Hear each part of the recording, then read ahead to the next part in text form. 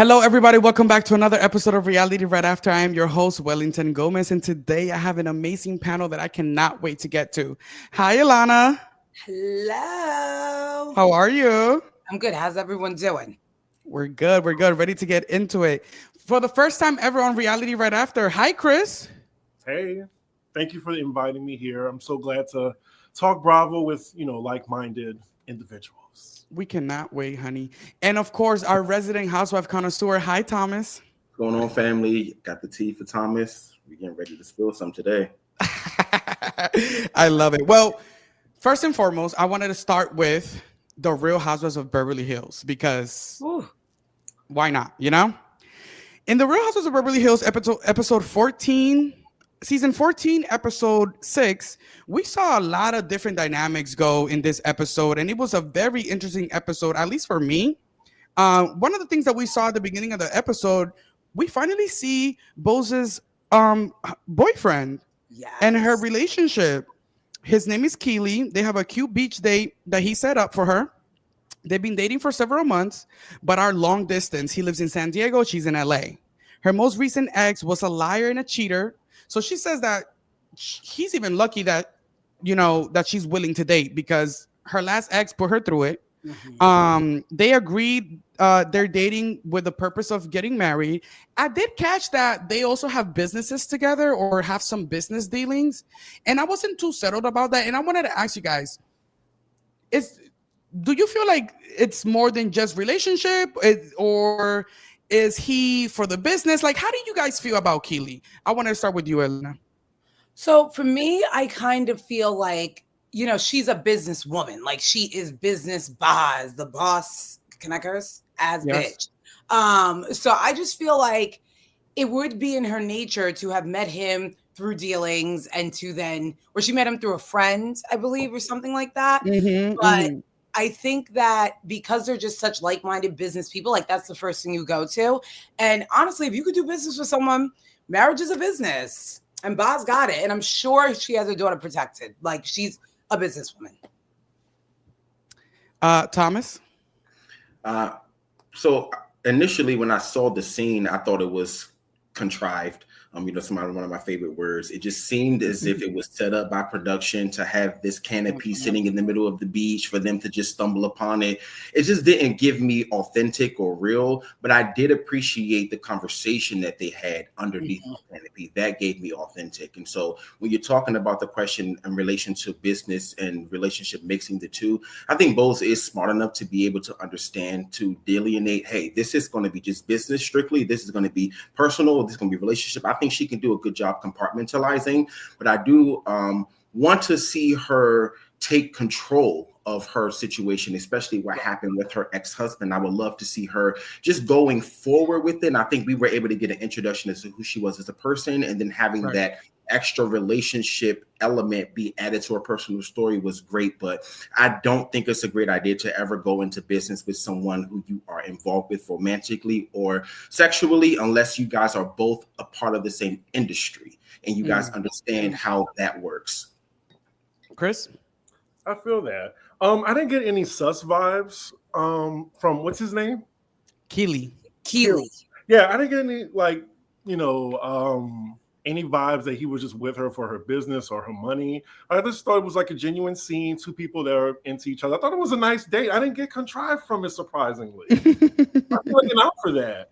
Yeah, when I first watched that, I was like, because he made it a point to mention and the businesses that we have together. So to me, that's what made me like the red flag went up, because I'm like, if we're having a date and we're having a date on her show and she's not bringing up these businesses, why are you? But keep going. But that's his very first time on camera. Right. Noted. And it's the first time you're on camera as well. So it kind of gave like, let's plug, But it doesn't give like word vomit. Like to me, it was just like, again, first time on camera, first time being introduced as this boss ass bitch's man. So we're already judging you off that. He's also a little tiny. Did you think he was like tiny? He was the right height though. What? He was the right height though. No, he was the right height, but I just felt like like hers, maybe, I don't know, maybe it was the hair, the beehive thing, like the up thing that she had going on. I'm not talking about the hair. Well, listen, It was a really good, at least a beautiful scene to see the person that she is, romantically involved with, and at the end they really concluded in a way where they felt like they shared really, really real emotions, and they said that they were grounded in the relationship and they're looking to get married. And from the Reality Red After family, we want to wish Bose and everybody in California that is dealing with the fires. We're sending prayers, and we're gonna put in on the description box below. We're gonna put all of the resources and ways that you can donate and get and be able to help with the catastrophe that is currently happening in California.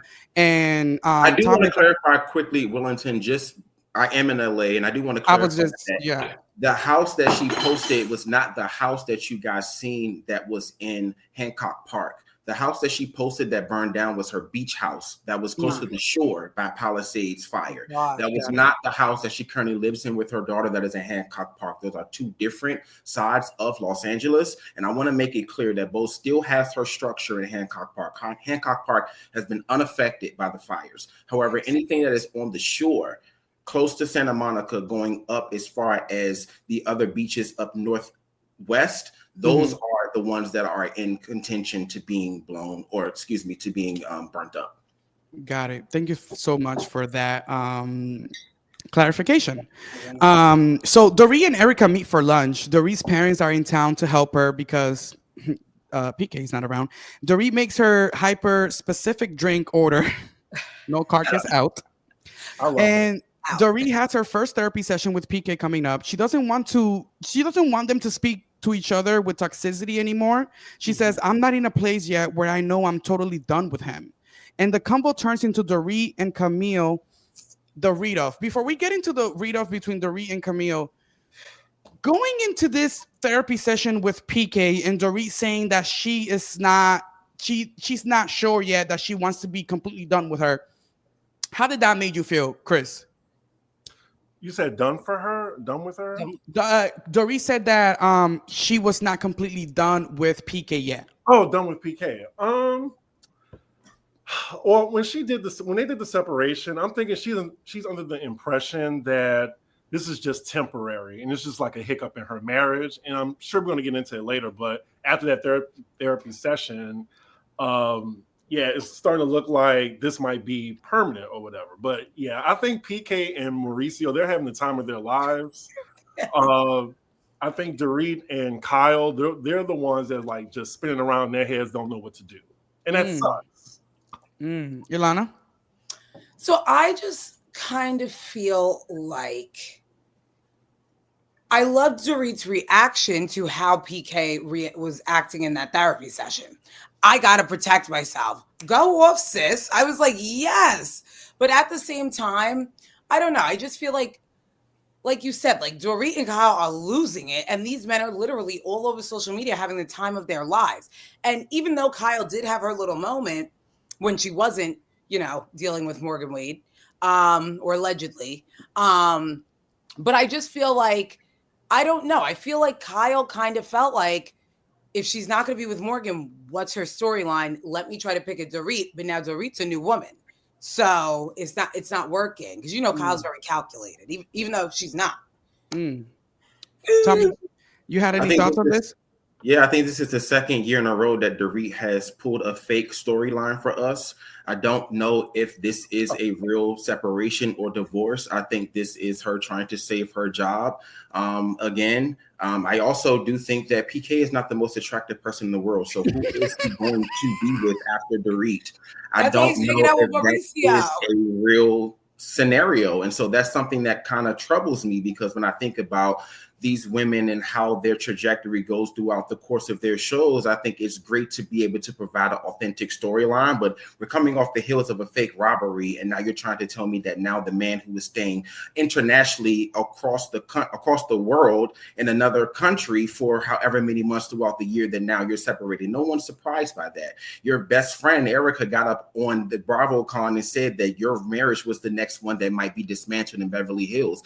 Whether she may have misspoken or whether she had inside information, it doesn't seem as if that is a surprise to people who are true fans of the show. And I think that Dorit's trying to pull the wool over all of our eyes with this storyline. Very interesting. Go ahead, Chris. PK isn't there. Like, I feel like if it was a situation like that, then PK would be around trying to get that check, trying to get this house out of foreclosure. But I don't think so. I don't think PK is, because PK is not a cast member. We have to also remember, while the husbands do add to the housewives' journey, they do not get paid. They are not cast members. They are not required to be on set. These women are required to reveal their lives in an authentic way that we believe. And to me, when we talk about the continuation of the fake robbery that we have not continued to this allegedly, then we talk about a completely new storyline, and now the burglary is no longer a part of the storyline. To me, it's disjointed. When I think about how you're able to, if you're telling the true story, right, no matter how many chapters you turn, the chapters all conjoin together to create the story. This narrative to me is a little bit chaotic. Chris, any response to that? I just think Dorit is just in her season 7 bag when she first came on the show. Like, she was like pretty much a villain, didn't really care like who she offended, and I think she's back that way. And when a housewife is against the wall, like, look, they're going to be fighting for their lives. You get some good television out of it. Right. I believe that they're getting a divorce. I don't know. We'll see. It's still early. We'll see how things pan out. It's episode 6. So the combo turns into the reading Camille for filth. She says, I have been too forgiving for too long, and I have allowed people to mistake my kindness for weakness. They talk about Sutton taking low blows and kicking them all while they're down. First Erica, then Kyle, and now Dorit. And even Erica seems to agree with Dorit. Do you guys feel like Sutton does kick people while they're down? Thomas?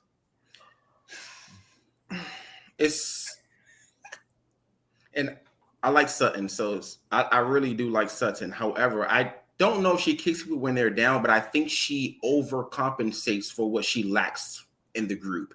I think she tries to bring a certain type of personality to the group, as if she's an OG or as if she is an unforgettable, if you will. I think she's trying to find her place and make it seem as if this whole sisterhood. But when you look at the season, you talk about how she was trying to be there for Dorit and said, I've been through what you've been through, and I understand if you need somebody to lean on, then lean on me. And then at the same time, turn around and then kick dirt in Dorit's face about saying that you're not mad at me or you're angry with your life, and then talk about the situation. That does kind of seem as if like Sutton is coming across fake. So I wouldn't say that she's kicking people when they're down. I think she has a complex that needs to be dismantled because it's not authentic. Elana? I think like, who cares what Sutton thinks? like I get it. Like I get it. Like literally, who cares? Like, Sutton is the type of person that I would literally let say the most craziest things about me because it just simply doesn't matter. You're this rich girl that has an ex-husband making $400,000 a month. Okay, we're not the same. I pay bills. You know, I got things to do. And I dress well. I don't dress like an old lady. I'm young, you know, like I just wouldn't care. And so I understood the back and forth, but at the same time, like Thomas said, why are you like Sutton? Nothing you're saying is that important, you know? And now you're dragging it. You're making a scene at the table. Like, I'm sorry, nobody cares.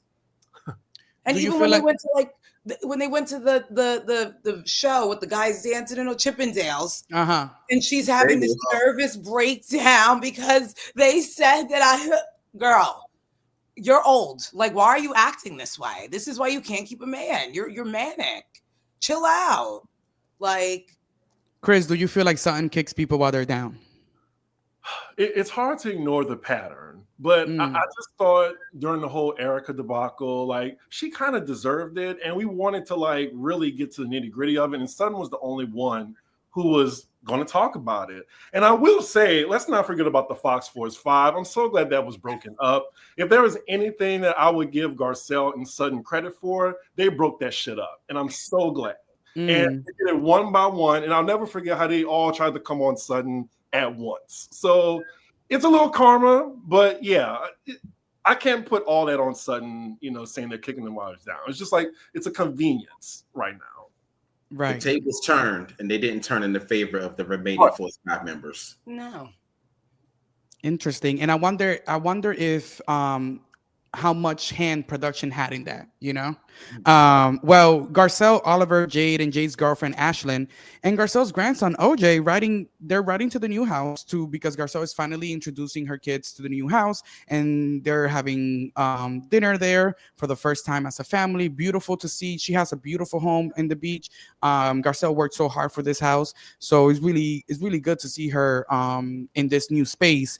Garcelle also shared a heartbreaking story with her son, and it was really heartbreaking. You know how deep of a drug addiction he was under, and it came from. We remember from a couple years ago that Garcelle said that he started this drug addiction when he was really young, like fifth grade. So it's really hard to see this. A lot of people did criticize Garcelle for still talking about this, because she's been talking about it for multiple seasons. I do feel like she was telling something new. How do you guys feel about it, Elana? I kind of feel like we've never heard that story. Like, we knew he had an addiction. Like, I didn't know he was banging on your pool house door and you were staring at him and not opening the door. Like, that really made me choke up a little bit. Like, that's insane. Like, it was really that bad. And then even when she was saying, like, thank God for OJ, his son, and they're sitting there eating the rice, I was like, okay, Garcelle, like, okay. But this is also the Garcelle that I want to see. I don't want to see the Garcelle that's literally always fighting and arguing with someone and bringing up something that didn't need to be brought up in that moment. So, like, I love seeing this side of her. I literally wish them all the best. Like, I was really choked up during that scene. So, Chris? Pretty much everything Elana said. I was going to say, like, it was just a new layer to that story with Oliver. I had no idea. And I just thought everyone was working this particular episode. Like, this was one of their closest episodes to a 10 out of 10 for me. A lot of personal story for sure. Thomas? Yeah, I appreciate Garcelle revealing more of her personal story, especially given the criticism from the fans. They think it's if she's not showing up and revealing more of who she is outside of who she has become through Hollywood. I think they think that she's just going along with the motions of the show. But I think it also is a really delicate line to walk when you think about how her son was harassed by fans from previous seasons when Diana and Lisa Rinna was on the show. And then what should she reveal about her personal life? How much vulnerable should she be after experiencing something like that? So for her to then go and give more context to what happened with Oliver, I think was really great. And I just want to say a great note to Oliver, because he looks great. He doesn't even look as if he had this terrible situation that happened years ago. Right. And I'm really happy for him to be able to come on the other side of that. Yeah, for sure. Congratulations to him. Bose is at Doris's house. Bose and Dorit have hit it off. They're really good friends, as at least from what name a better duo.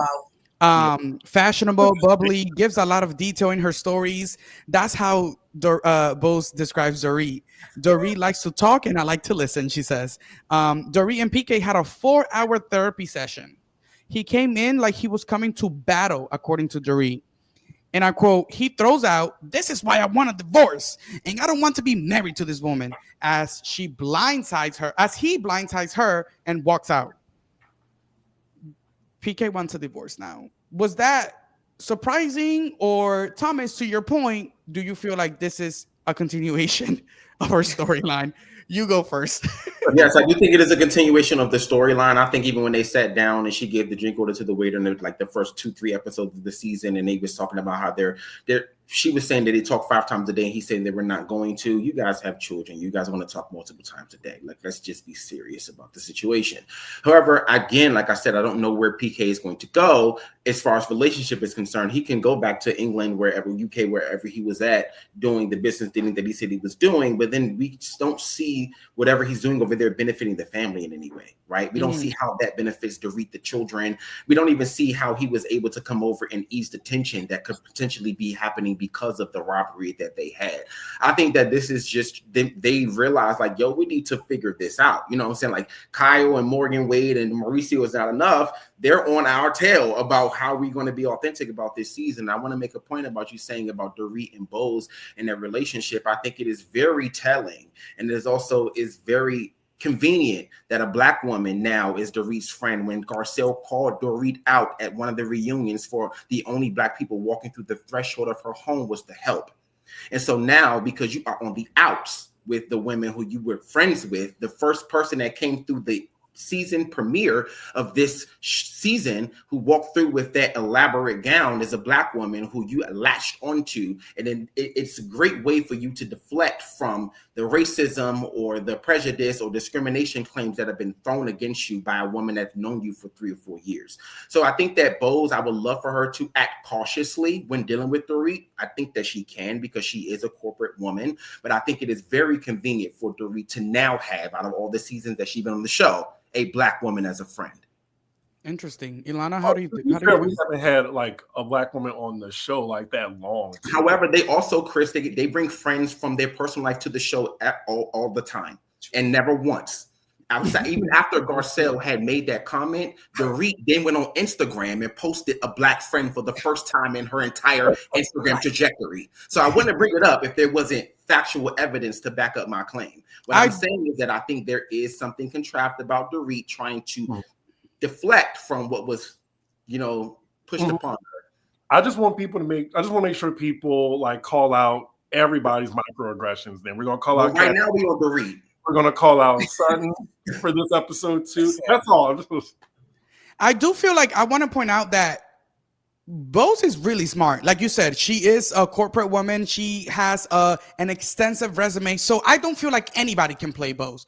Ilana, do you have anything to say? So what I was going to say is like, I'm not going to lie, today I had that thought. I'm like, did Dorit have the whole thing?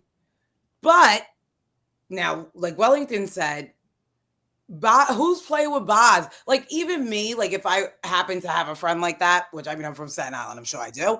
I just feel like you could try to play me, but it's never going to work. So then I kind of pushed that out of my head, and I really love their relationship. Like I feel like we're finally getting an authentic Dorit that is not up Kyle Richards' butt.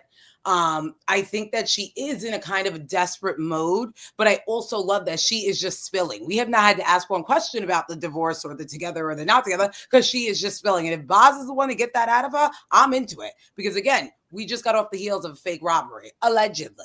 Well, remember, I also want to mention that according to Carlos King, Dorit met with Lisa Rinna before the season started, and Lisa Rinna advised her to tell all if you want to keep your job.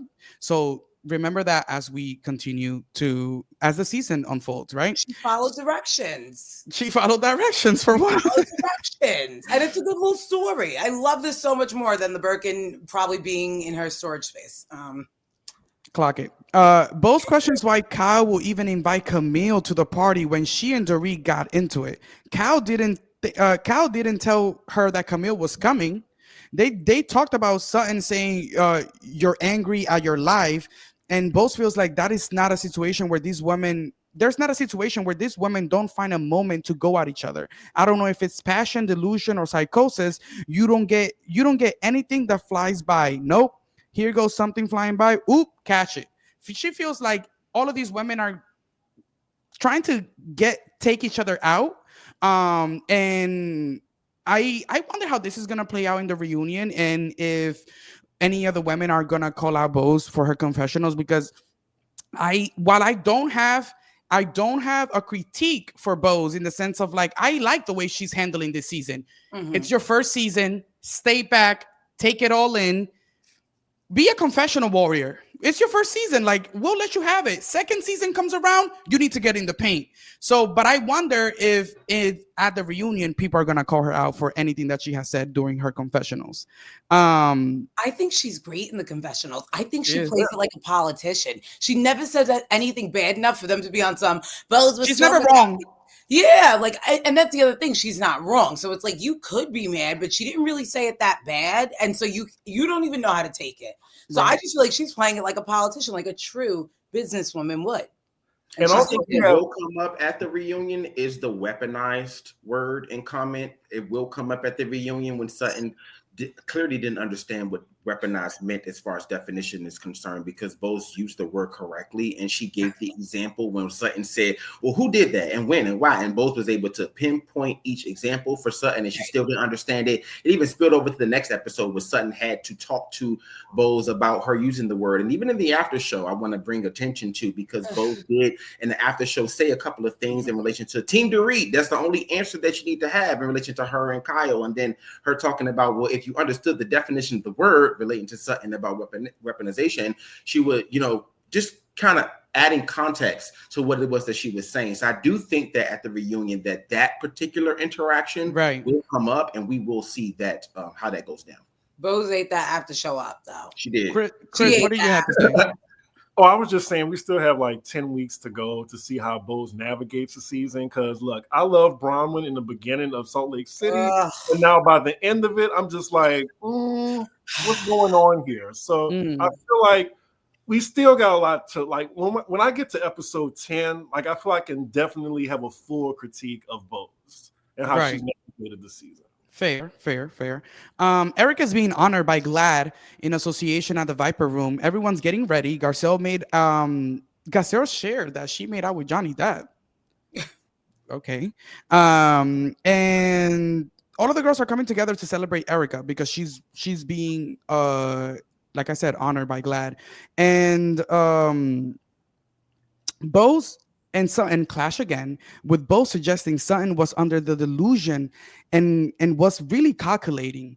And I want to point out that, again, like Chris said, the microaggression from Sutton telling her that, well, you speak very eloquently, I have realized, and I need Garcelle to hold her friend accountable.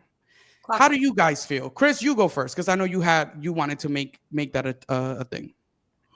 I mean, this isn't Sutton's first time doing that. I mean, it was the whole violate thing too with Crystal or whatever, which, that was its own thing.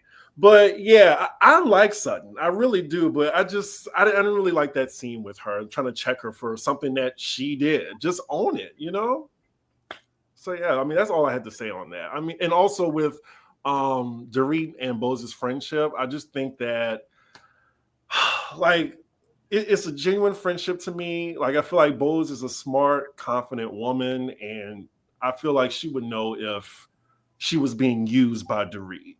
I think a lot of people are giving Dorit way too much credit. I do agree with that.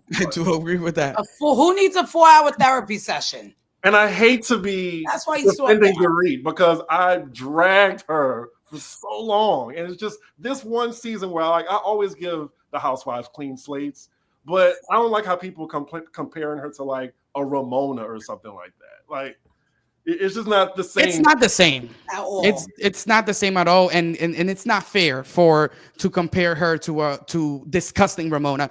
Thomas? Yeah, I don't know where those comparisons came from. I would never draw that parallel because that doesn't make sense to me. But I do think that if you are a fan of these shows, you cannot ignore prior seasons to give them a clean slate for the current one.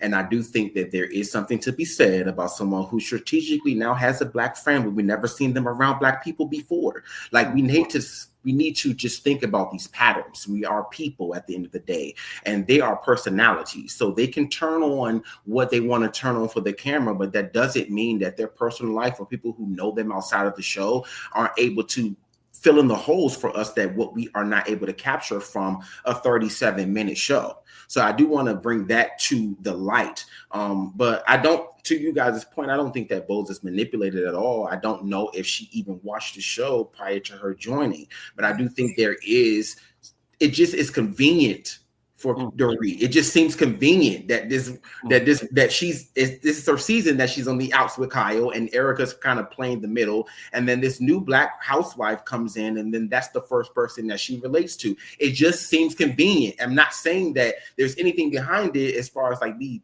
charging it. Like I'm not a judge. I'm not trying to sentence them to anything. I'm just observing. And what I am observing is that this woman who's never had Black people around her in a recreational sense now is talking to this Black woman ad nauseum about her life.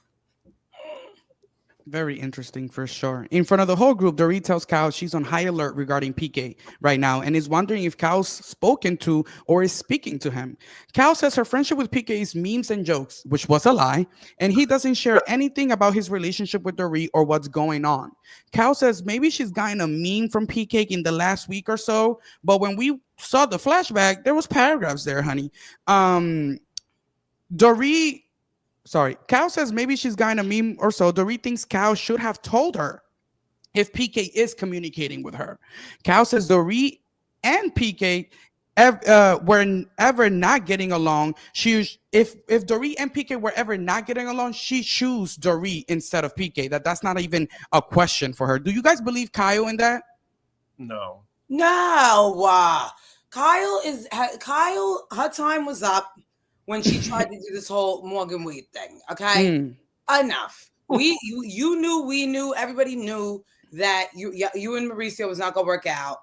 We knew that you got with Morgan because you thought you were going through a midlife crisis or whatever. You thought you were lesbian, whatever. That was fake too. Now and she was and she was out with Morgan still in Lisa Rinna the other day.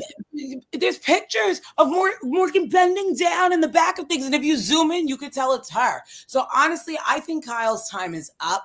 I think that she has done enough trying to manipulate the group and telling people what to do, and I think that's also why Dorit is on her neck, because stop telling me what to do. Like, I'm a grown woman. Like, I think she's just tired of it. I totally understand Dorit because I've been there with friends in the past. Now I set those boundaries, and I'm not friends with people like that. But I see where Dorit's coming from. Kyle has always tried to be this queen bee that she just can't be. That's why she came after LVP, because she has more money than her.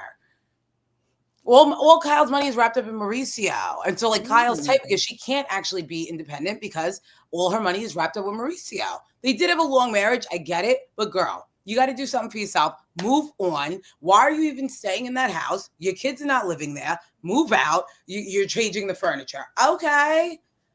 Enough. I don't care about Kyle. I genuinely think everything she does is fake. She's lying about texting her friend's husband, but she cares so much about her friend. Literally, everything she says is just back and forth, back and forth.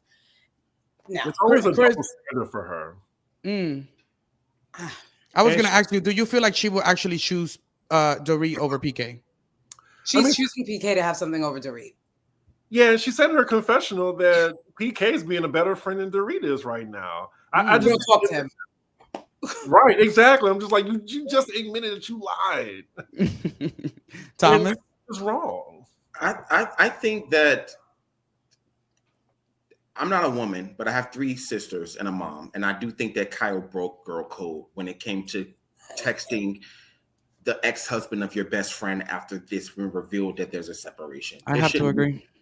You know, like, Dorit's your friend, whether you became friends with PK through that, Mauricio is your friend, both your ex-husband and her current husband that's going through a separation are both hanging out, doing whatever they're doing. Why would you feel compelled to have or continue a text relationship with this man who isn't the friend that is the same level as Dorit? Didn't like that. To Alana's point, I don't think that Kyle's time is up. And this is only because I don't think that Housewives work without an OG.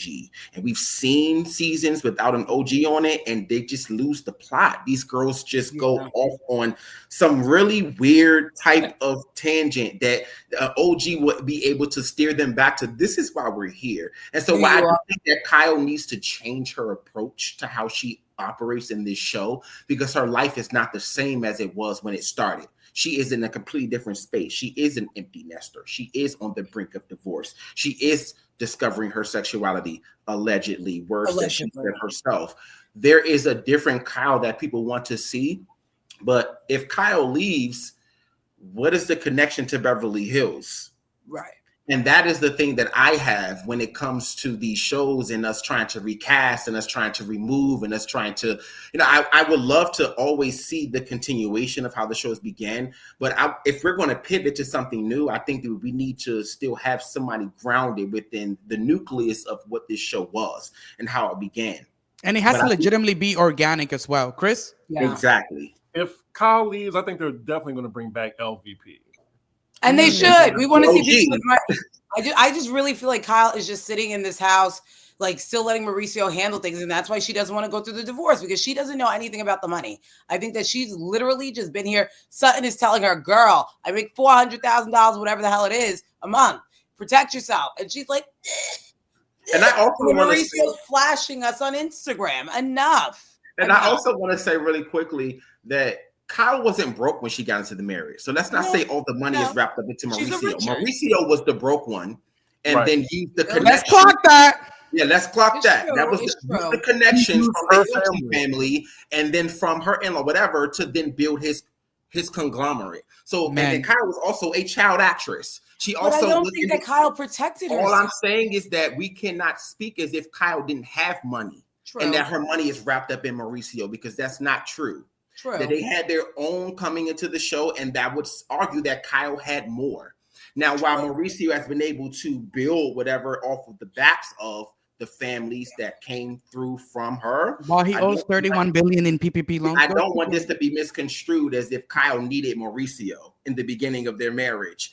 Mauricio, if we are really kind of like breaking it down into him using the in-laws, using Rick Hilton, Kathy's husband, to build clientele, whatever, Mauricio benefited more from that marriage than Kyle did. And that's, I just wanted to put that out there. No, absolutely. I just feel like I don't think Kyle protected herself. Like, I think that obviously things are put where they go, the kids are protected. But I think that if they get this divorce, that child star money is going to have to be split up with Mauricio, because honestly, I just don't think that Kyle was that. Like put those things in protections before the marriage even begins, right, knowing that she comes from a legacy of money. Yes. Right. I just don't think that she did that. And I don't know why I have that feeling, but I have that feeling because when Sutton sat down to have that conversation, she really was on some. And then the next day, Mauricio is literally on Instagram with no shirt on. So I'm just like, girl, you're really trying not to get to the nitty gritty of something. And I think that it's going to be that you didn't protect yourself. And I find. Go ahead, finish. Sorry. I was going to say, I think Mauricio will be nice to her, but I do think that she will lose in the divorce. I just don't think she has it in her. And I agree with you. She's going to lose in the divorce because she came into the marriage with more. So obviously, there's always going to be the woman who comes out. We see this all the time when women who come through and then men walk away with getting alimony or a monthly check or what have you. But I also want to just say really quickly, something that's been really grinding my gears is that I hate that the Teddy of it all, with them both divorces, and then now we have heard that Teddy has moved into Kyle's house. Kyle, if this is your ploy to get Teddy back on the show, stop it right now, because we don't want to see it. And if that means you gotta go, then you have to go. And because we don't want to see Teddy. We don't want to see you and Teddy. We don't want to see two women trying to navigate their divorces in the same house and trying to discover their sexuality, whatever the show you did. Bravo, ABC, NBC, whoever trying to. We don't want it. We don't care. Stop. They probably already pitched it to Bravo. Stop. I literally can't stand that woman. I don't know if you guys are up on her tea. She was cheating with the horse rider, whatever. Allegedly. So now she's moving in with Kyle, but ew, like enough of this. And like, I don't like, that's why I'm also like, Kyle, your time is up. You're trying to force this girl on us. Literally this girl. I don't even know about her. I don't even care. Then you bring her up halfway through the season saying to Dorit, oh, you didn't defend Teddy when Teddy? Ma'am. Why did she defend Teddy? Like, enough. This is what it's a waste of time. Like, if we're going to do OG shit, do OG shit. This is not OG shit. You trying to be mad at your friend for not talking to Teddy. Why is her name being said? Also, shout out to Garcelle for pointing out the fact that Kyle would not like if we were talking to Mauricio. Exactly. Amen. Oh my God. Heart attack. Enough. When Dorit says PK's lack of communication is making it difficult to shield this from the children, and Sutton says you can't shield the children forever, which is not well received. Dorit thinks it's bullshit that Sutton says that Dorit can lean on her, when in reality she's still whacking her every chance she gets. And then we do see Garcelle in confessional saying, "Don't talk about the children. Don't talk about the children." Do you guys feel like Garcelle lacks holding Sutton accountable in scene? I do. I think she just stays quiet when it comes to her friend, but I would do the same. So yeah, no, whatever. That's my friend. That's her homegirl. I mean, I respect it. I agree. I agree with my two fellow panelists. I'm not going to correct my friend in front of you, but when we get behind closed doors, I don't like. Yeah, I'm not going to let you guys have any ammunition upon my friend that y'all already don't like. Right. So when me and her get behind closed doors, I'll let her know that was wrong. But I'm never going to do that in front of you guys for y'all to have a leg to stand up to make it seem like there is something between the two of us. So you shouldn't have interjected. Like, it should have been Erica maybe who have said that, but just the relationship that Sutton had at that moment with Dorit, she shouldn't have said anything about the kids at all. I don't even think they were relevant in the situation. Like, I was just like, why are you bringing that up? Because she meant well, in my opinion. It's just like she just spoke out of turn. Like, always.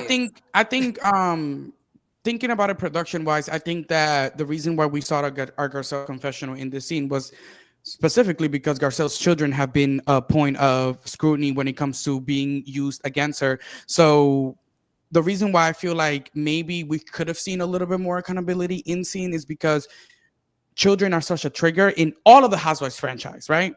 And seeing how we have been, how upset Garcelle was, I just thought that it would have triggered her even faster. Like, guys, let's not talk about the children. Like, son, shut up. Like, to me, it's just like the fact that no one is even clocking that. It's like weird to me. But Dorit says to Sutton, why would I call the person who's kicking me down while I'm down? And Sutton says, well, then forget it. We're not friends. I will be cordial with you at the table. And that's it. I'm cordial. Right back to Kyle and Dorit's beef, because this is just the beef that keeps on going. Kyle says if she thought it bothered Dorit in the past that she had PK send memes, she would never have done it. Bose jumps in and says that that's breaking girl code, Thomas. The other women agree that they have issues with a friend communicating. They would have issues with a friend communicating with their ex. Kyle thought that they made up, and Dorit's digging this up to have something. She says in confessional that PK's been a friend to her more a friend to her lately than Dorit has. I'm done. So you haven't been communicating with PK, but yet PK has been more of a friend to you lately than Dorit. Says a lot. Liar, liar, Kyle. Your stories unfolding. The one of my friends said today, when you tell the truth, you don't gotta remember a lie. So Dorit says, wait. You need to be very clear because I need clarity. And I don't blame Dorit for needing this clarity. You're giving me too many mixed emotions, too many mixed stories. You're not talking to him. You are talking to him. You're sending memes to him. You're not sending memes to him. You're not really that close, but he's being more of a friend than I have been to you. So which one is it? What does it mean? I'm done. Cal says, I am done. I am done with you. I've tried to fix it with you. You're such fucking bitter. Dorit says, bitter? I'm asking you not to speak when your veins are popping out on your forehead. They go back and forth. Cal ultimately says, I apologize, and I said to you I will not talk to him again. What more do you fucking want from me? And Dorit yells back and says, I want you to stop fucking raising your voice at me. Dorit starts leaning towards Kyle aggressively, and the ladies had to step in to be continued. So genuinely, I think that Kyle knows exactly what she's doing. When she called her effing bitter, that's because she knows she's been talking to PK. That's why. So, because you don't call someone bitter unless you know something that they're being bitter about. And so clearly PK has said that, and that's why she said that, because no one's just going to call somebody out for being bitter. That is quite a choice of words, you know? It also has like a very deep meaning. I would never call my friend bitter if they were talking. You don't feel like Dorit's being bitter to Kyle, like in this episode? They don't talk. So how could she be bitter to that? That's what they don't talk. So if they're not talking, how can Dorit be bitter? She's not being bitter. She's identifying the issue and giving and asking for examples as to why Kyle is now trying to make it seem like she has a reason to be mad at Dorit. There's no reason to be bitter. She got that from PK, and that told me everything I needed to know. She's a bad friend. She's losing the plot. She's losing the plot. That's the thing. I think Kyle is going to lose the plot for everybody. Because what are you talking about? And now we're catching her in lies in the confessionals. Enough. And she's going to say at the reunion, I misspoke. And then she's going to run off crying. Ugh, enough. Chris? Enough. Well said. I just know Kyle was just pushing Dorit's buttons. I do think as friends, we know what buttons to push. And I think they wouldn't have go that hard at each other if they didn't really like each other. So yeah, the veins were coming out both of their foreheads and necks. Right. I believe it. I do think that, just to push back, I do think that the bitterness claim, because Dorit did say that Kyle alienated her from the group. So I do think that there could be bitterness there, because when you're in the inner circle and then you're no longer in the inner circle, what does that do to a person? That makes a person bitter. So that makes a person like, oh, well, when I was cool with you and when we were friends and when we were both talking about the same person, we were cool. But now that the tables have turned and we're no longer on the same sides of an argument, now you're trying to, rally the people against me, or you're trying to make me seem like I'm the problem. So I do think that there is something to the bitterness claim, because Dorit even said herself, like, you tried to alienate me against our friends and you tried to make me not a part of the inner circle or whatnot. When she spoke out about saying that she thinks that Kathy wanted Kyle to take just a little bit of accountability, and then Kyle was like, I don't want you to talk about this right now. So there was examples that Dorit stated that said to her, or said to us as viewers, what would make her look or appear as bitter. And while I might not always agree with Dorit's actions or how she navigates, I do think that she is right in this argument with Kyle. Interesting. Well, I want the castmates to let us know, what do you guys think about the current season of Real Housewives of Beverly Hills, and what do you guys think about this situation between Kyle and Dorit? Let us know in the comments below. And remember, if you're listening to us on Spotify and Apple Podcasts, subscribe to our podcast. And if you're watching us on YouTube, subscribe to the Reality Rundown's YouTube channel, because this is where we show you everything and we talk about it all. Moving on to the next show, that I think more is happening in the real world than it is on this show. But hey, we got to talk about it, right? Panama Day 3, the Real Housewives of Potomac. It's actually day 2 of Panama. We're picking right back up with Mia talking to her mom about her kids and Gordon, and saying that it's a control thing. Mia is trying to not panic about this. This is just another example of why she's getting a divorce. Mia is crying and freaking out. Where are her kids? Jacqueline is trying to keep her calm and keep... We have Jacqueline coming on the show next week, so I'm gonna keep it cute. Wow. Wow. I'm gonna keep it real cute.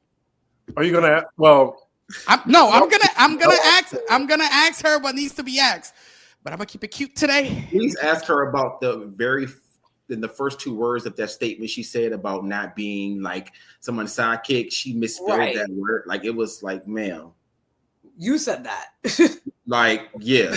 I'll send you the post, Wellington. Got it. All right. Thank you. So Jacqueline is trying to keep her calm and help her out. After many calls, we finally get a hold of the kids. Excuse me. An old nanny has the kids. Elana, you're a mother. Talk to us. So I think that if you are sitting here every episode deeming someone unfit and needing support and having to live in the apartment building that you're living in with your new man, why would you leave your kids with that person? Like, it doesn't even make sense. And then for her to have this panic moment on the show, and then Jacqueline is there, who's not helpful in any realm. Love you, Jack. And then you have Mia literally like, I don't know. It doesn't make sense to me as a mother that cares so much. I mean, obviously I care about my daughter. I know where she is and who she's with 25/8. And if I thought her father was not well enough to take care of himself, he is not taking care of my children. And it's that simple. Not when I'm in another place. I'm about to hop on a plane. Girl, then go, because you're sitting here still. That was the part that, to me, I'm sorry, but my mom don't play about me. Exactly. You know what I'm saying? So to me, you have small children. You don't know where they're at. You are saying that out loud. Oh my God, why am I blanking his name? Gordon. Gordon. You're saying that Gordon is having basically another episode. Why are you not pressuring production to let you go? Right. Sitting. Why are you not let's figure this out. I need to get back to the States. I would have been grabbing the mic off. Well, did she say that he was having another episode? Because sometimes it's like, oh, it's intentional on Gordon's part. She was having a full panic as if literally like he was having a moment, and it also seemed very random. So I'm like, was she having a texting combo that made it seem like he was like a little crazy? It was just very, very random. And so honestly, Mia be lying. So maybe she's lying, but at the same time, like she had mentioned that this is something that Gordon does a lot whenever he's going through one of his episodes, one of his mania episodes. So that's where I draw the conclusion. Like, if you feel like Gordon took the kids, you don't know where he's at, he's not answering none of the phone calls. Why are you sitting here? Which we later find out that she was lying. Anyways, Thomas, what do you think about that? I think it is another fake storyline, just like I think it is with the RHOP. I'm from the DMV area. I'm from District Heights, Maryland. I know about Potomac. I know about all of the things. And I want her off my television, to be completely honest. I want her off my show. I do think that she's trying to make Gordon look like a mentally ill lunatic, similar to the way that the RHOP is trying to make PK look like an alcoholic. Ooh. I think that they are trying to draw these things to help their storyline out, especially considering that she started out as a fan favorite when she was being honest about all of the argumentations that she had in season 6. And then now it just seemed as if you're trying to spin this web for us to believe all of these lies that you're spinning. And I agree with both of you, Elana and with Wellington. My mother doesn't play about me or any of her children. And so if there was a situation where she didn't know where any of us were, where she specifically left us in a location, after the show, she would have been on the first thing smoking to come back and make sure that she knew where we were. And so for Mia to just be like, oh, with Jacqueline, I mean, the old nanny is Jacqueline's sister. Let's be clear. When we think about the fact, let's go back to this season when they said that they hired Jacqueline's sister to be the nanny for their children. Okay, that was where they were. So come on, like rewind, they'll show you that she said that. So I don't know. I just think that I said it before, is Love and Hip Hop territory is where we are treachering into. VH1 was hot. And I just don't think that Mia is cut out for this show anymore. I thought that she was great in the beginning, but now it just seems as if she's just grasping at straws to make us buy into her life being more interesting than it is. I'm assuming you had to agree with that Essence whack. What? What? He drinks the tea. I said, I'm assuming he had to agree with the way Essence whacked Mia. Oh yeah. Oh yeah. Indeed. Yeah. That got a repost. It did. That got a repost. It did. I love that article, and I think that Essence does a really good job of diving into like beyond the surface of what we see on the show. Right? They did it with with the Wendy and NECA Osu thing. They were talking about how like women on the show are not even qualified to even discuss this on television because they don't know what all of the implications and ramifications and how culturally it's so sensitive. So I think the same thing, again, we now have me at the center of it. We're not talking about like, it's just not fun that you're like having your kids. Even your daughter had to say, don't marry Mr. Ink. Like, at what world does your daughter have to tell you not to marry the side dude that you're pushing on to all of us in national television? Like, at some point, Mia, I think there's a lot of childhood trauma that she hasn't worked out. She needs to go sit on the lady's couch and go talk to the lady. Just right quick, like I'm just really fed up with the entire storyline to the point where I sometimes just fast forward the scenes because I'm tired of the Pimp Village plot line. I really am. I think it's too many contradictions, too many lies. I've had people like write in my comments, like when I review, like people that really have like relatives who suffer with bipolar disorder, like they're saying that's not how bipolar disorder works. Like it just doesn't come and go like that. You can be manic for days, weeks, or whatever. So it's just so offensive how this is going. Like it's just Mia needs to go. She's declassing the show. She needs to be on Zeus or somewhere else. Like, I don't want her on the show anymore. Tubi! Not Tubi. Tubi said they don't want no parts, honey. But you know what I find interesting though, which I talked about it, and I want the castmates to go back to episode 55 that I had with Chase Brown from No Chaser TV. I find it interesting that while Essence is whacking Mia, the NAACP is awarding Real Housewives of Potomac for outstanding reality TV show. What do you thought about that, Thomas?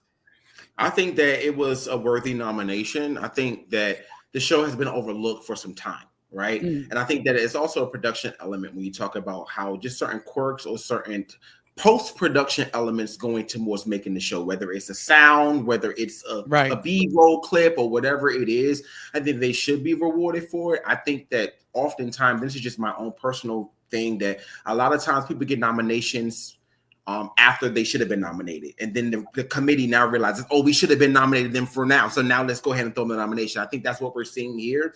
I also think there's a different era this season when you think about how tumultuous it was coming off of Candace not being able to let certain things go and it's spilling over into every season versus this season feeling just a little bit more lighter, right? A little bit lighter where everybody's able to sit at a table, whether there are issues with one another, be able to sit at a table and impersonate each other and nobody get upset. The same way which we had 8 Lisa sitting on the wig and Lisa tried to snatch it off of Whitney. Like, we are able to kind of see, I don't know if we'll get there, but I think that there is just something way more light about this show that hasn't been the case for the last 3 seasons. And I think that is what we're seeing being rewarded for a nomination. Go ahead, Chris. No, I just totally agree with that. I also think that they could have maybe gave that spot to Married to Medicine instead of Potomac. Yeah, I mean, that's something that I discussed in, again, episode 55. There's so many other Black reality TV shows doing the work, doing the actual work. I think Summer House Martha's Vineyard could have gotten a nomination, even though they're not on the air anymore. I feel like that cast and that show was monumental and it was historic. And I feel like if there was a show to nominate, they could have nominated them. I feel like Married to Medicine Married to Medicine has had the vice president. Right. How do we miss that? And that was a great season. And that was a great season. I've never seen a season of Married to Medicine where I'm like, that was whack. I love them all. It's usually, what I like about Married to Medicine, even though we're not discussing it today, but what I like about Married to Medicine is that they'll give you both. And I think that's what reality TV should be about. Yes, we're going to get into the drama and we're going to get into the mess and we're going to get into what you guys find entertaining. But at the same time, while we have your eyes, we're also going to take it over here and talk about some real shit that is happening in this country and how it's affecting Black communities and the people that we do this show for. So I do feel like, again, like Thomas said, the committee needs to be more redefined and be more present in the things that are currently being aired and the things that are currently being told on these shows, and maybe not just give out these nominations based on popularity or how high and big these shows have gotten, and more about the substance and the things that are happening within the show themselves. Stacey checks on Kiarna. She misses rooming with her. All of the girls get in the van on their way to Panama City. The girls ask Kiarna about how are things going with Greg. She's happy, but she admits that the first year has been a little rocky and it took some time for them to get into the groove. Just, do you guys feel like you're seeing a lot about Kiarna? A lot of people on social media feel like she did not earn her flute, or at least it's not earning her flute. Do you guys feel that same way? It's a flop for me, unfortunately. Because I really wanted her to get a flute last season because she was really present. Like I liked her more than NECA. But now this season it's just like I'm not getting a lot. And I don't know. I heard some rumblings that something happens at the end of the season where she earned her flute. So I don't know. I don't know anything. That's just the rumblings I heard. What about you, Elana? I kind of feel like it's giving friend of. I don't really know that she has any more to give. Like, I think we were excited to see if she had more, but I don't really know. And now we've seen it. Yeah, like we've seen it. Like, thank you, girl. Like Camille said, and now we've said it. We like it's done. Like, I just don't think she's that interesting. I don't think that she is a party girl. So I genuinely think these events are like draining her. I think that she thought, I don't know what she thought, but it's a flop for me. Just like what Chris said. Like, it's Thomas. I think Something to be said about the fact that she didn't come into the cast originally as a flute holder. She came in as a friend of, similar to what she was last season. So we're not going to see a lot of camera action from her in the first half of the season. That's just the way that the season was shot. That's a good point. And so I do want to give her grace in regard to that. I do think that a lot of her scenes that we see is either in her home with Greg, even one scene that she came to me to talk about mental health. We didn't even get a continuation of that. Because I would love to see more of her. I went to college in Baltimore. She's from Baltimore. I'm always going to have love for people from Baltimore. But I think that the fight with her and Deborah was what made fans believe that she should be a flute holder without seeing what her life had to offer behind that. Okay. And damn, you know, that's so crazy because you said something while you were talking and it rings something in my head and now I missed it. Damn, what was I gonna say? Anyways, I'll keep going. Maybe it comes. Oh, I was gonna say, now that brother, honey. Oh yeah. Let's just say that I found him on Instagram already, and we are Instagram friends. You know what? I was looking. Wait, what'd you say, Chris? No, I thought he deactivated his Instagram because I was looking. I never saw it. He found it. I found it. Don't go looking through my followers. Sure no, that's hilarious. So Giselle asks Karen about the list that Karen gave Ray in order to keep the love alive. One of them is going downtown, which apparently Karen doesn't like to do. Right. And which is a total deal breaker in any relationship. Right. Listen, she doesn't like to go downtown on Ray anymore. Let's be clear, they've been married for forever, so she probably was going downtown for the first 30 years. How much I want this old woman to go downtown? She's gonna be able to get back up. Ray, I think she is going down. Is Ray even getting up? Like, let's be clear. Is Ray even getting up? Like, but that's what I mean. I think she is going downtown with someone else. Yeah, I think they have an arrangement. Allegedly, let's say allegedly. Allegedly, child. Allegedly. Oh my God, our auntie. We arrive at the beautiful city of Panama. The locals are loving Wendy and the rest of the girls, of course, because, you know, every time dark-skinned black people go anywhere in the fucking world, people are so mesmerized like they've never seen a dark-skinned black person. Shopping begins, cute moments, the hats, everything, glam, glam, glam. Ashley and Stacy are asking Mia about this morning. Mia catches them up on the drama. Stacy and Ashley are appalled. And you can literally, like, thank God that production caught this, because I knew that the other women were going to have a different reaction to what Mia was going on, because let's be completely honest, even the way Jacqueline reacted wasn't, to me, the way a mother would stereotypically react. So when Mia finally tells Stacy and Ashley, they're just like, what? Why are you even here right now? You know? So Ashley's taking the story with a grain of salt. Ashley brings up last night and how she doesn't feel good about how things went down the other night. I don't know how to show up for you, Mia. And Mia says, then don't. The group knows that Mia is going through a lot, but it doesn't excuse her bad behavior.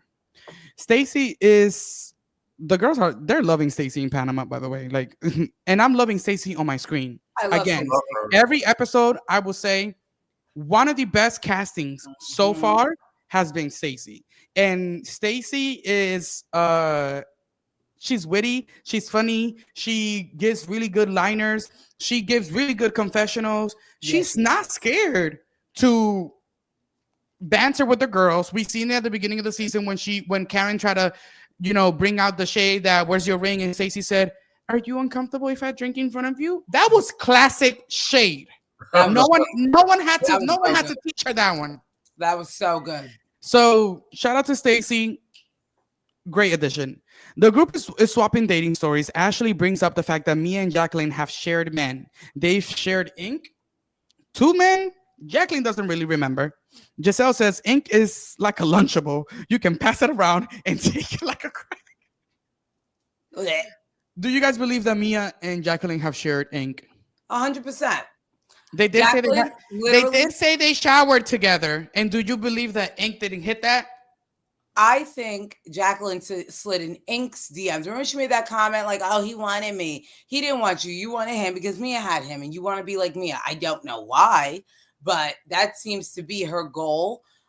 Everything she's doing is forced. It's giving obsessed. It's scary to me.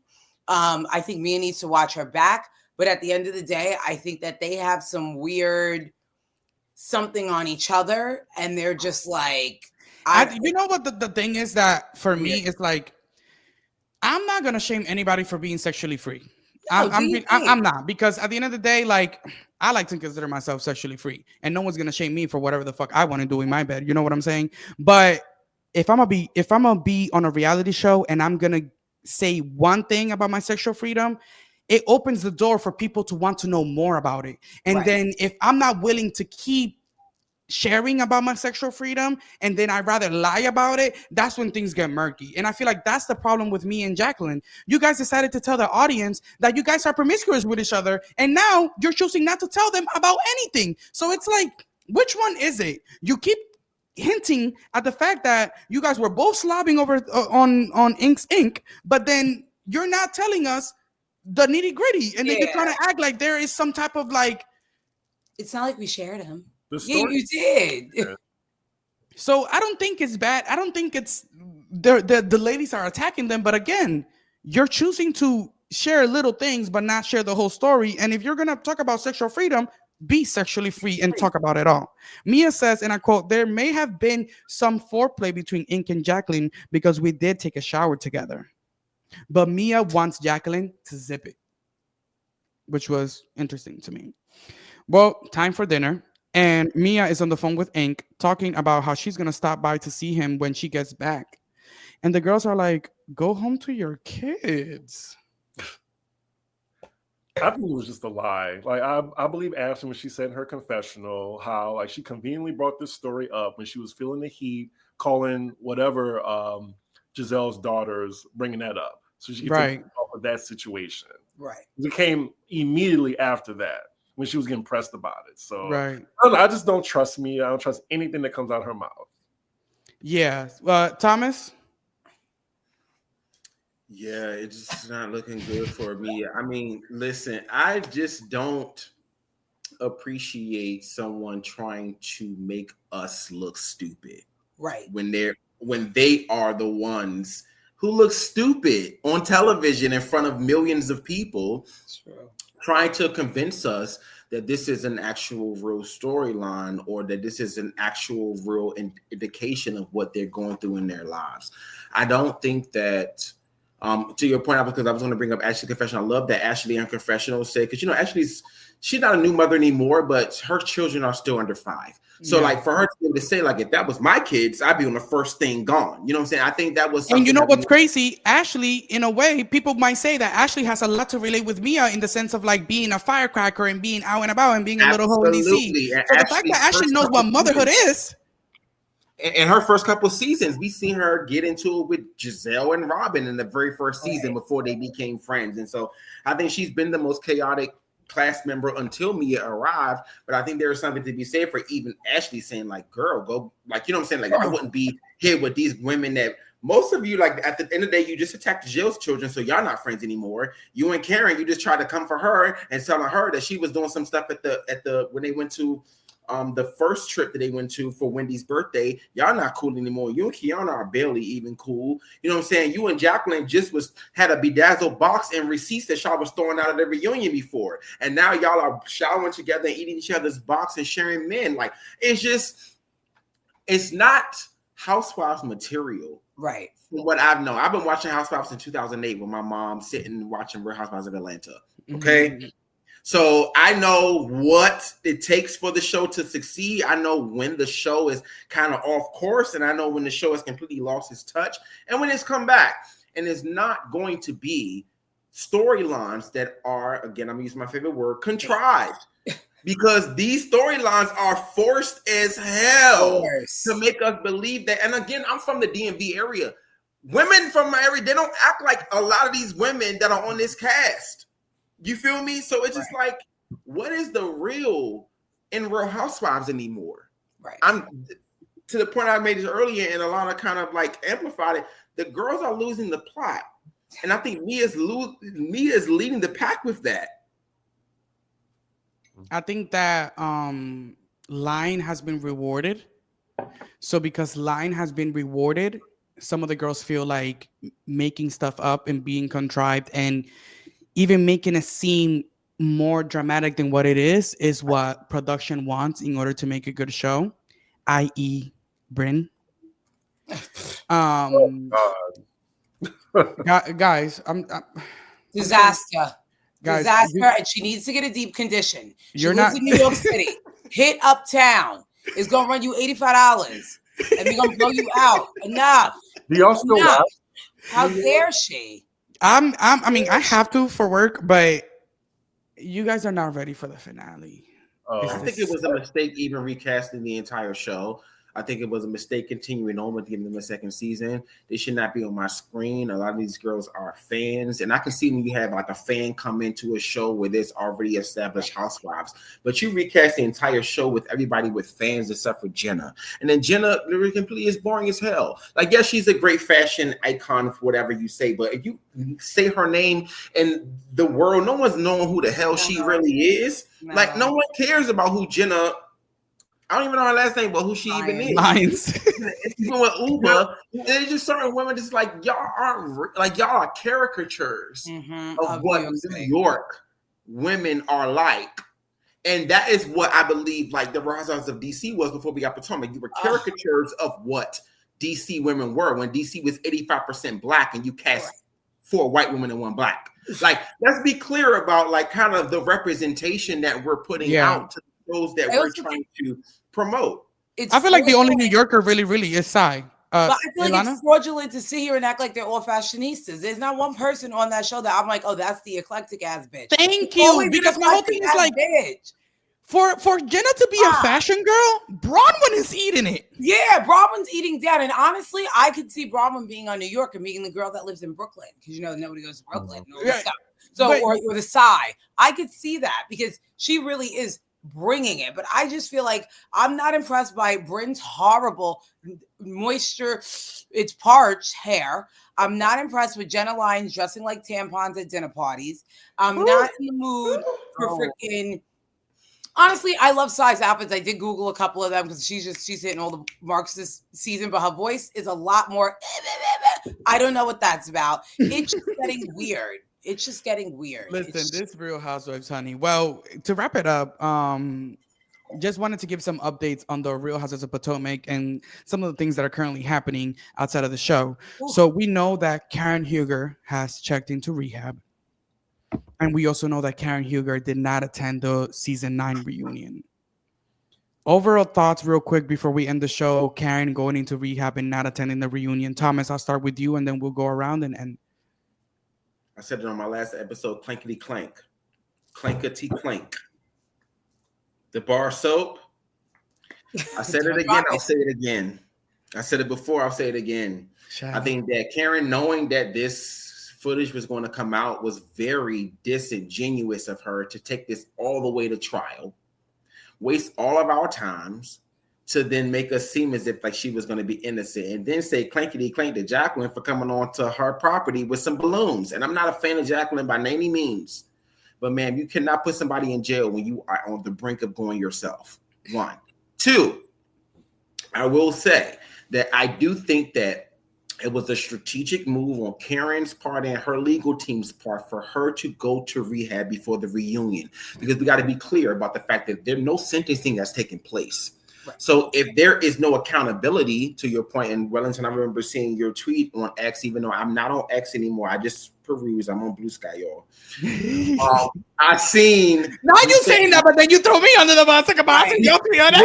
This is for your job. So again, you have to stay connected on all the socials for your job. Thank you. But you had stated like is going to rehab is accountability, guys. Like, which I do believe, and I believe that too. And I do think that there are some fans that were saying like, oh, like the timing of her deciding to go to accountability was wrong. But like at the end of the day, like What would y'all do? Like, I ain't gonna say like, I mean, I would show up to the reunion because that's the person that I am. Like, none of y'all gonna be able to hold a fire to me. I'll eat all of y'all up individually, sitting right beside Andy like I have been for the last 9 seasons. And then, you know what I'm saying, handle. But I do think that with the judge not giving a sentence at this current moment, and then her going to rehab to say there is a problem, because you got to realize she's living her life in the public eye. It's not like she got a DUI and then if she was a regular person like us and nobody got to see, she's a public figure. And then the altercation is on national television. So the judge can't throw that out, even as much as they want to. They can't throw that out because it's there. And then so you have nobody taking accountability, but you have a woman saying, instead of going to the reunion where they're going to sensationalize this and I have to defend myself, or I'm going to continue to have the same stance that I had before, saying whatever it was that made me drink and drive, whether my parents' funeral or whatever the case may be, going to rehab shows a judge that I am at fault. I do have a problem and I'm willing to fix it. And I think that there's some fans that just want her for whatever reason, and most of it being their own selfish thoughts, that they wanted her to show up at the reunion and fight all the girls, which I get it, because we never really had we had Karen takedown seasons, but we never really had everybody gunning for Karen at a reunion. Right. Well, we never had a Karen takedown season with evidence and facts. Like the girls finally had something to have against her. For that. But we got to also realize this is a person's real life. And like I said before, we really care about this woman being rehabilitated. And we care about this woman coming on the other side of this. That we have to respect the decision that her legal team, PR, whoever said that you need to go to rehab, because it just looks better to a judge than me going on a reunion show with 4 other women, because Kiana's going to stand by her side. 4 other women to say X, Y, Z, whatever. And then I'm trying to fight against them. The judge's gonna look at this the same way they looked at Candace and Monique, throw the case out or whatever, and throw the book at the girl. Also, allegedly, this being her second DUI. So, according to Sharice, it's her 4th. There's a strategy to how you approach the situation without looking like you are careless and reckless, looking like there is some, and I love that Ashley used this word, contrition, to you doing that and then realizing like this was wrong. And while it might not be the most timely thing, because it seems strategic that you decided to go to Kathy Hilton's DirecTV party in December and then go to rehab the next month, I just believe that sometimes, because there are inpatient, outpatient facilities, so we don't know when she started or what. But I do think that we need to stop trying to villainize housewives when there are situations that happen in their real lives that they're trying to take accountability for, because we want the entertainment of it to play out on the reunion or on the show. And that was my point with my tweet, saying that rehab is taking accountability, whether it was calculated or not. It is the right step. Whether someone made her do it or not, it is the first step. Right. I agree. Ilana, what do you have to say? So I'm going to read a text I sent when all of this came out, because I do not think there was a PR team present. I said she needed a PR team handling this. Those videos were bad, and now she's not showing up to the reunion. This should have been her "I've officially converted to Islam" moment, and she ruined it. She had a moment to literally be on some, I am redefined. I'm going to use this season to show that I am redefined. I am coming to my roots, and I am Muslim, and this. And she didn't even do that. She came on the show and tried to make it seem like what she did wasn't even that bad.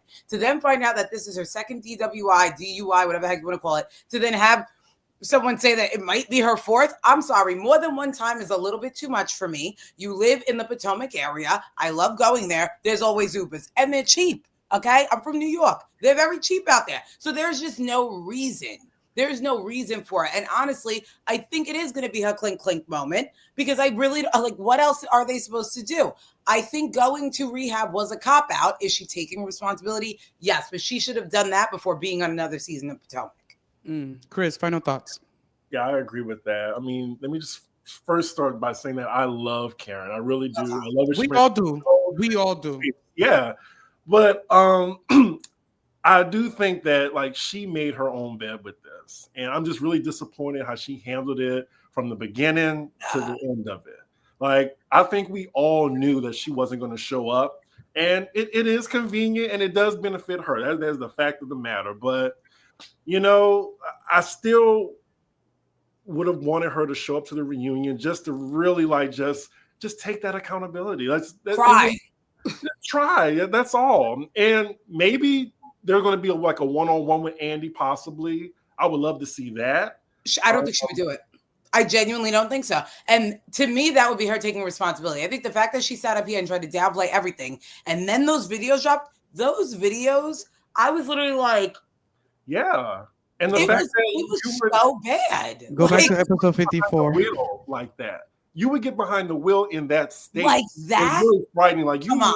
You need it's unforgivable. Also, fire all your friends. They hate you. They hate you. And let's be clear, in the state of Maryland, there is a law that it only has to be 1% the fault of an individual person or anybody else in a car.